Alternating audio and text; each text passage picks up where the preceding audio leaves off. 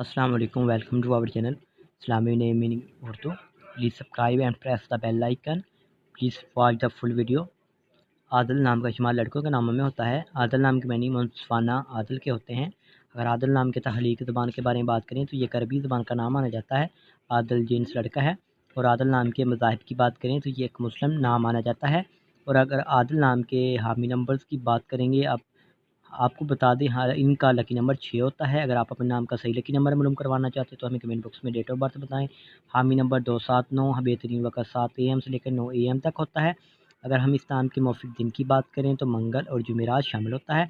अगर बात करें इस्लाम वाले लड़के किस तरह के होते हैं तो आप ज़िंदगी में आने वाली मुश्किलात से टकराना पसंद करते हैं और उनका मुकाबला करना चाहते हैं। इस्लाम के हकम सैर मरीज़ शामिल होती है। इस्लाम के मफीदातों में तांबा और लोहा शामिल होता है। इस्लाम के हकम सैर मरीज़ शामिल होता है। अगर हम इस्लाम की मौफिक दातों की बात करें तो दातों में तांबा और लोहा शामिल होता है।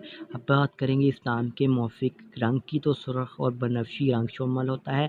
इस्लाम के मौफिक पत्थर में रूबी शामिल होती है। इस्लाम के मुतबादिल मौफिक पत्थर में हीरा शामिल होता है। अगर आज की वीडियो आपको पसंद आई हो तो हमारे चैनल को सब्सक्राइब कर लें और साथ वाले घंटी वाले बटन पर जरूर क्लिक करें। Thanks for watching.